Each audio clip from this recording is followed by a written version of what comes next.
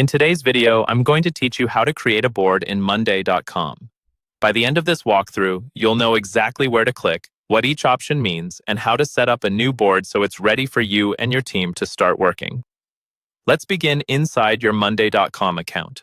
On the left-hand side of the screen, you'll see the main navigation panel, which lists your workspaces. A workspace is basically a container that holds related boards and projects. First, choose the workspace where you want your new board to live. This helps keep everything organized from the start so you don't end up with boards scattered all over your account. Once you've selected your workspace, look toward the top left area of that sidebar. You should see a button labeled Add, or sometimes New, with a plus sign next to it. This is your main starting point anytime you want to create something new. Go ahead and click that button. When you click Add or New, a small menu will open with different item types you can create. From this list, choose Board. This tells Monday.com that you want to set up a brand new board, which is where you'll manage tasks, projects, or workflows. After you select Board, a setup window will appear where you can name your board and choose its privacy level. Start by typing in a clear, descriptive name.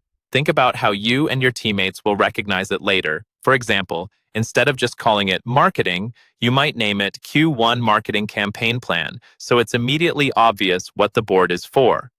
Next, choose the privacy setting for your board. You'll see three options: Main, Private, and Shareable. A main board is visible to everyone in the workspace, which is great for general team projects. A private board is only visible to people you specifically invite, making it ideal for sensitive planning or limited access work. A shareable board is useful when you want to collaborate with people outside your organization, like clients or contractors, while still controlling access. Take a moment to think about who needs to see this board and select the option that fits best.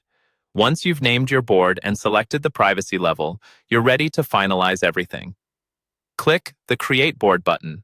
Monday.com will generate your new board and open it right away, so you can start adding groups, columns, and items to build out your workflow. And that's all it takes to create a board in Monday.com.